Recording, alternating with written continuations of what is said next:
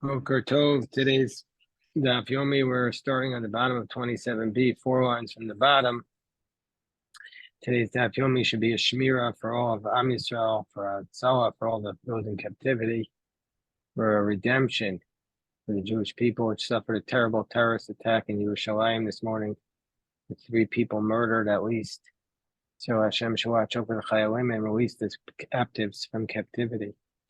Ben Bagbag Omer ben Bagbag taught, Al tikanes v'chater chavercha v'toa shalcha shel bershus. We have been discussing whether or not a person can be avid inish dino and whether or not a person can take the matters into his own hands, even in a circumstance where if you wait, you can just go to court and get it. So Rav Yehuda says you can't do it if there's no immediate loss of money. You can't take the matter into your own hands. Whereas Rav Nachman says that even if there's no immediate loss of money, you can take the matter into your own hands because you don't want to have to go to court and waste time in the court. So Rav Kahana is now challenging Rav Yehuda, who says, "Lo avid inishtino anash." Excuse me. He says a person can't take matters into its own hands. As Ben Bagbag said, "Al tikanes lachatzer chavercha." Rav Kahana challenged Rav Yehuda. Ben Bagbag taught you now how to go into your friend's courtyard. We told shalcha shelo bershus. Shema tirel avtiganav. You know how to go into your friend's court stealthily at night to take something back because they might look at you and think you're a thief. But rather, what you should do is shabor shinav, break his teeth. Omer lo, break his teeth and say to him, Shali ani notel, I'm taking back what's mine. So this is a proof against Rav Yehuda, who says you're not allowed to do that. So Rav Yehuda responds to Rav Kahana, Amar Lei, on the top of 28a, imach.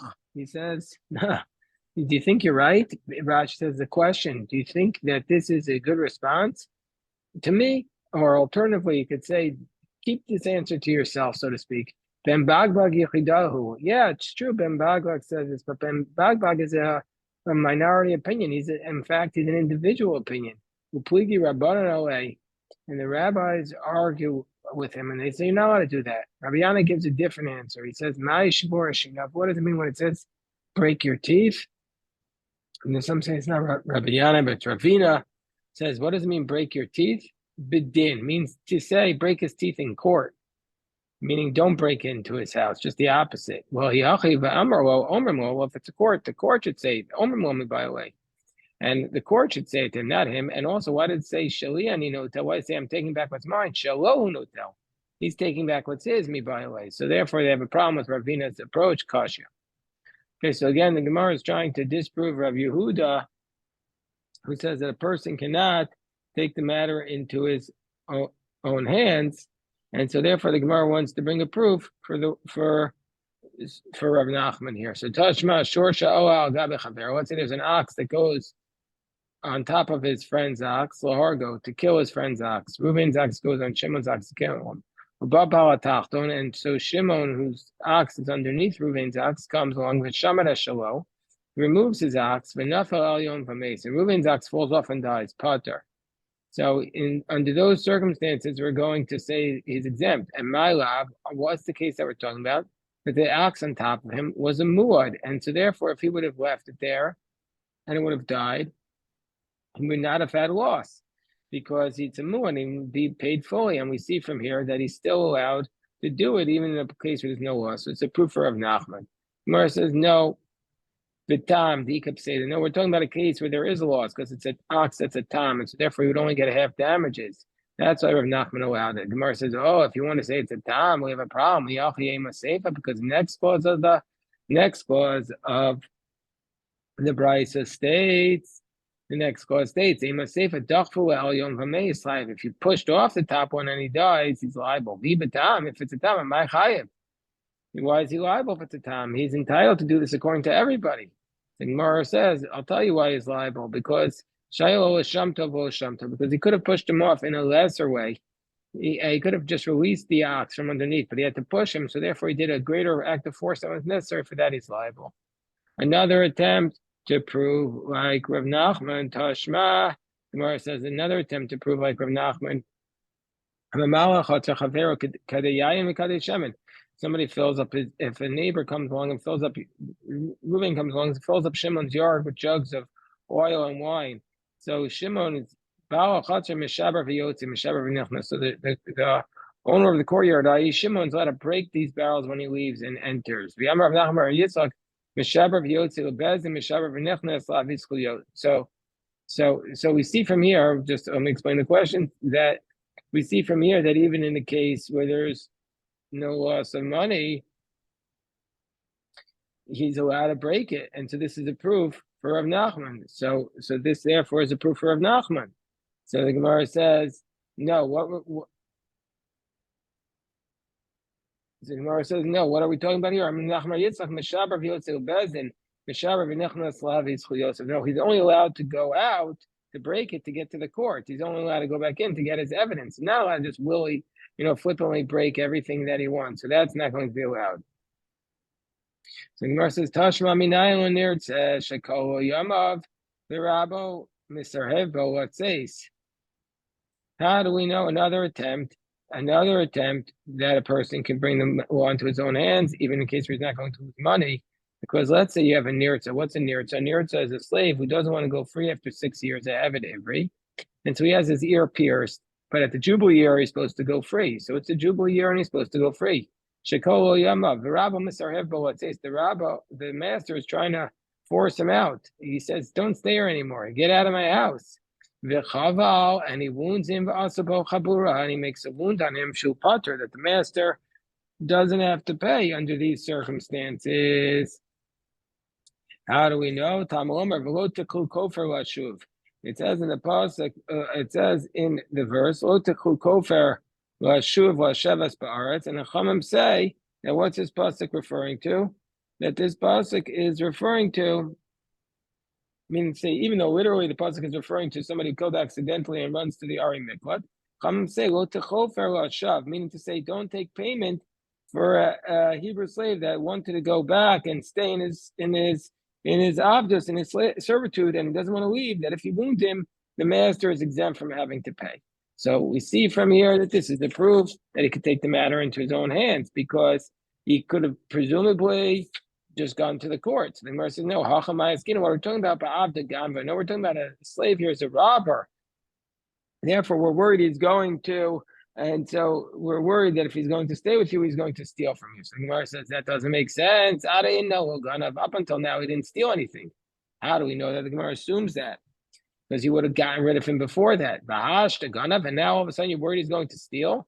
Gemara says, really, up until today, the reason why he didn't steal was Hava Imasa the Rabbi, because the master's fear was upon him. But Hashta Leisla Imasa the Rabbi, but now that he's technically speaking not a slave anymore, he has no fear of the master, so he's going to steal. Now, Bar Yitzchak says a different reason why you're allowed to hit him is Amar Ba'evet Shemazo Rabba Shifal Kananis. We're talking about a Hebrew slave that the master had given him a Canaanite woman as a slave. But up until today, he was allowed to be with her. But now she's prohibited, so therefore the master is allowed to strike him, so he goes away. Tashma, another attempt, but that a person is not, this time we're going to try to bring a proof for Rav Yehuda, says the person can take the matter into his own hands. Tashma, what's the case? What's this case? From our Mishnah, somebody put a jug in the public domain, and then somebody else comes along and slips on this jug in the public domain, and he breaks the jug, potter. He's going to be exempt. Time of the why is he exempt? Because he slipped on it. But if he broke it, he's liable. And we see from here that you can't take the matter into his own hands, because Rav had said what we were talking about earlier, that the whole courtyard was filled with barrels, the whole street, the whole public thoroughfare was filled with barrels. So we see from here that you're not allowed to break it under those circumstances. It's only if you slip that you're exempt, but if you break it, you're liable. So this is a proof for Rav Yehuda. So it says Rav Zvin Mishmei de Rava. No, I didn't feel a shiver. No, what would Rav Nachman say? No, the same case would be even if you broke it, that you'd be exempt. Why does it say if you slipped, you're exempt? Because I did the Kabbalah Misnei Seifa, because the next clause says, Im Huzak, if he gets damaged, the owner, Im Huzak Ba'abayis Chayav Benisko, that then the owner of the jug is responsible for the damages, because there it's Dafka Nisko. There it's only specifically if he slipped that the owner is responsible. Aval Shavar, But if he actually broke the utensils, the owner of the utensil is not liable for the damages it caused to the person who broke it. Whoa, the izik nafshe, because he damaged himself. So therefore, for that reason, katana reisha niskal. Therefore, the first clause says if he slipped. Tashma. So again, we're trying to prove another argument that a person for Rabbi Yehuda that a person can't take the matter into his own hands because it says because if two men are fighting and a woman takes a hold of the man's privates and damages them, it says v'katzosa es kapa. He says we cut off her hand. Now we know it doesn't mean we cut off her hand. It means mamon. It means she has to pay the monetary damages that she caused. Now my lab, are we talking about a case? Are we talking about a case where she couldn't have saved him any other way, and he was going to get really badly hurt, and he was going to lose money, and so therefore she acted properly. And so we see from here, we see from here that you can't take matters into your own hands, like Rabbi Yehuda was saying. Gemara says no. No, so we're talking about a case where she could have saved him in another way, and so therefore that's why she has to pay the money. So it says, wait, but if she was not able to save him in any other way, she'd be exempt. Well, if that would be the case, but the next clause in the price says that if she stretches forth her hand, this comes to exclude a case of an agent of the court is going to be exempt. If you're correct by saying that if she couldn't have saved him any other way, she'd be exempt. The Brisa should have drawn a distinction within the same category itself of the woman without resorting to another case of an agent. When do we say that she is liable? When do we say that she is liable? One where she could have saved him another way. But if she couldn't, she'd be exempt. Isn't this therefore a proof for Rav Nachman? So isn't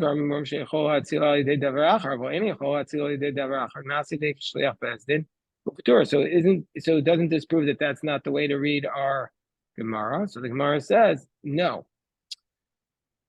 This is how you read it. Hachinami kamar. This is what our Brisa means. When do we say she's chayav? When is she liable? When she could have saved him another way? But if she couldn't have saved him any other way, she'll make her hand as though it's an agent of the court and she's exempt. Okay, the Gemara brings another attempt to weigh in on this sugya. And so this is like Rav Yehuda. The Gemara brings a source for Rav Yehuda. Let's say a person has a public domain walking through his path. Let's say he says, I don't like the people walking through my yard. I'm going to take this from them, and I'm going to give them another area on the side. So under those circumstances, we're going to say that the area of property he gave to the people walking through, that's a valid gift. He can't get that back. But the area that was his originally, he doesn't get that. And so therefore, that's going to be considered like it's owned by the public. And if you say a person can just stand there and stop people from going through his property, you can bring matters into your own hands. So why can't he take the old path back and say Linkot Pizra Velesev? Why can't he take hold on? Why can't he say on the old path and stand there? He says, everybody wants to walk through this path. I'm going to prevent you because it's mine and I'm stopping people from doing it. So why don't we let him do that? So the Gemara says, we're worried that he's going to give them a bad path. That's what he gave. Why? Because the people won't know.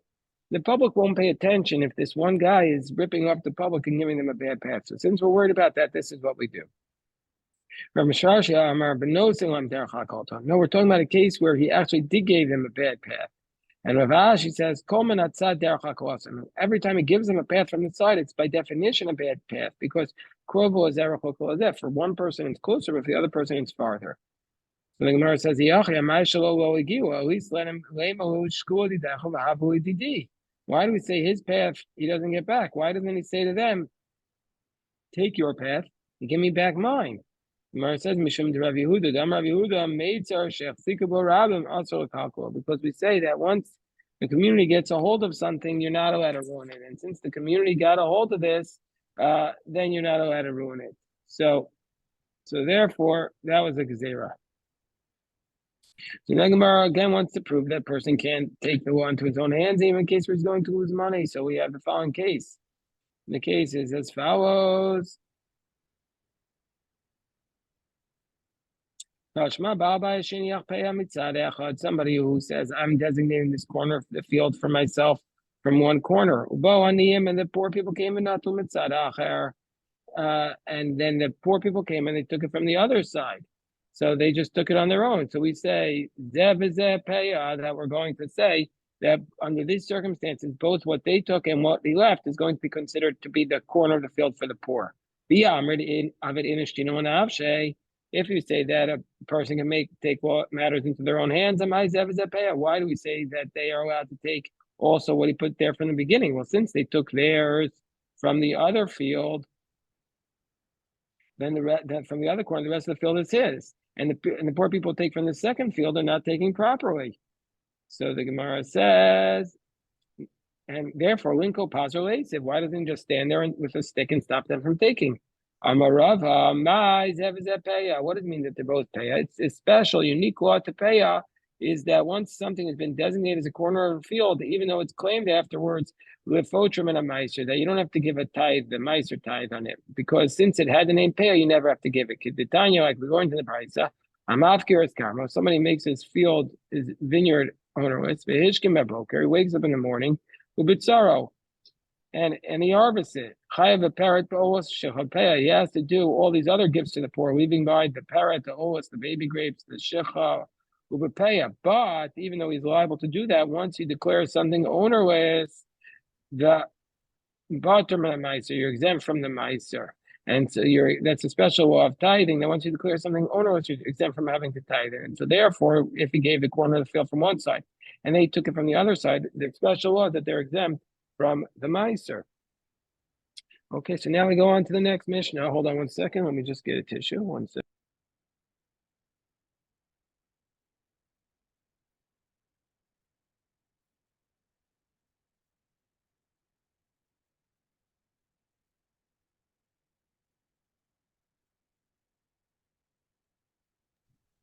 That's the Mishnah on the bottom of Let's say a person's jug breaks in the public domain. And then one person there slipped on the water of the jug. Or he got hurt by some of the pieces of the pottery of the jug. Then we say that this person is liable. Rabbi Yehuda Omer, the miskaven chayev, with intent he's liable, but ain't no miskaven potter. If he has no intent, he's exempt. We're going to leave aside Rabbi Yehuda's statement till tomorrow's daf. For now, we're just going to deal with the first part. Amar Rav Yehuda Marav, Lo Shanu, when are we saying that he's liable? Shetinfu Kela b'mayim, only in a circumstance where the person's clothing got ruined in the water. Then you're going to be liable. Avuhu atzmo, but if the person himself who slipped became damaged, he's going to be potter. The owner of the jug is going to be exempt from having to pay. What's the reason why the owner of the jug is exempt from having to pay? Because we're going to say Karka olam hizikaso, that the water caused him to slip, and then that was a grama, that was something indirect, but the ground is what caused him to be damaged. And that was just, the ground is not his. And so therefore it was just a grama beneath it was a cause, indirect cause, and therefore he's not liable. When this was said to Shmuel, Amar Li, Shmuel said to me, wait 1 second. How are you looking at this? Shmuel says to Rav, how are you looking at this water? We were learning out about a stone and a knife and a burn in the public. We say it's a pit. Sure, below Adam. And when it comes to all these cases of the pit, what do we say by a stone or a knife or a burden in public? What do I say about a pit? I say you're liable only if it destroys an ox, but not if it destroys a man. Chamor v'lo kelim, a donkey and not utensils. So therefore, since this is a pit, you're only liable if it destroys an ox, or but not utensils or a donkey, but not utensils or an ox. And so therefore, you should be just the opposite. You should only be liable if the animal gets hurt. But when do we say that you're exempt if you hurt the man? Only if you kill him. But if your pit does damage to the man, when it comes to damages, the person is damaged, you'll be responsible, and the utensil is exempt. So therefore, in this case, I'll say that just the opposite. If the clothing is ruined, you're not liable. But since it's a pit, since your water is considered like a pit, if the person is damaged, you are liable. The Rav says, why does Rav say you're liable only for the clothing, but not for the person? Rav says, this case that you're liable for a person for something you leave in public, that's if you made it ownerless, because then it's your pit, which you declared ownerless and left it in public. But in the case where you didn't leave it ownerless, what do we consider your thing that you left in public, your hazard? We're going to consider it your mammon. It's like your ox. And we say for your money, you're going to be liable, not for indirect action, but you are liable for the action on the utensil. So therefore, you're liable for the clothing. So therefore, Rav categorizes your water that spills from your jug as your money, as your ox, and Shmuel categorizes as your pit. And then we have to apply the different rules. So the Gemara challenges both Rav and Shmuel from a brisa. Masav Rav Oshaya. We have the following brisa. We learned in the pasuk v'nafal shama shoro chamor that if you dig a pit and an ox or a donkey falls there, and the Gemara says, what do we learn from the fact that it says an ox or a donkey falls there? Shor v'lo adam, chamor v'lo kelim. If it's an ox and not a person, a donkey and not a utensil. So you're liable for a pit only for an ox, but not for a utensil, and for a person, well, as we'll see, not only if he's damaged, not if he's killed. Mikan number. From here we see nafal tocho shor v'kelev. Let's say his ox and his utensils fell in. V'nishtabru chamor v'kelev, and the donkey and the utensils broke. V'niskaru, and the clothing broke. Chayav al behemel pater al kim. He's liable for the donkeys, and he's exempt for the clothing. What's it like? It's similar to the case of where you left your stone or your other hazards in public and it got ruined. The Gemara immediately interrupts. It says just the opposite. Adrabah. The source case of the Torah is the pit. The other things are what's similar to the pit. Adrabah. It should say what are the stone and the knife and the burden similar to the case of the donkey that falls in the pit. No. So that's the way we have to read it. So therefore, the Bryce says, so therefore, if a person put his stone in the public, and another person comes and another person comes with a stone in his hand and he trips, and therefore so if a person put his flask on a stone in public, and then somebody else comes with his own flask and he slips on it and he breaks his flask from this stone, and the one who put the stone there is responsible, because we're going to view it how. So the Gemara says, wait 1 second, let's say, how do we understand this? Reisha Kashil Rav, the first case is difficult for Rav, because in the first case we're saying that if a person leaves a hazard in the public domain, we view it as a pit, not as his money. V'seifa, but in the latter case where we say we view it as money because you say you're liable for the utensils, Kashil Shmuel. That's difficult for Shmuel. The Gemara says, but according to you, Tikshilachi Gufa. The whole Bryce itself is contradictory. Reisha, we're talking about a case where if you leave something in the public domain, Potter, you're exempt for utensils. And Seifa, for the latter case, you're chayiv, you're liable for the utensils. So how do we explain it? El Rav Matar Sotame, Shmuel Matar Sotame. Both Rav and Shmuel have to explain it according to their opinion. Rav says that it's mimono, in this case where you put your stone in public, And Shmuel says it is your pit. When do we say that it? When do we say that you're exempt for utensils? Kishef kiran. When do we say that it's not your money? When you declare it ownerless of a low of kiran, but if you didn't declare it ownerless, chayav, you're going to be liable for the utensils because it's your money. So therefore, if you put, let's say, you put your stone there, another person trips on your stone and breaks his flask, you're liable because this is your money. Shmuel says it's your utensil, it's your pit. Why? Once we've established that the stone and the knife and the burden are like your pit, and then if somebody puts them there, you're liable for the damages to the animal or damages to a man, but you're exempt for the utensils. We have to say, Rabbi Yehuda the Mechayev on this kekelim bebor. But we're going to say it goes according to Rabbi Yehuda, who says you're liable also. So that the second part of the brisa goes according to Rabbi Yehuda, who says that you're liable for damages to the pit, like we're going to see on 53b. So therefore, since going to Rabbi Yehuda, you're liable for utensils. That's what the second half of the brisa goes according to. So I'm Rabbi Lazar. Shanu be'evan. When does a brisa say that if you put your flask on a stone, and the one who puts the stone there is responsible? That's only in a case where the sheniskal be'evan, where the person slipped on the stone and the flask fell off. V'nishof be'evan, and then the flask broke against the stone and broke. Avol niskal v'karka. If a person slips on the ground, v'nishof be'evan, and after he slips on the ground, as a result of this, the flask fell from his hand and broke on the stone potter, then the one who put the stone there is exempt because the ground was the public domain, and that caused the fall. Command the local Rabbi Nassan. This is not like Rabbi Nassan.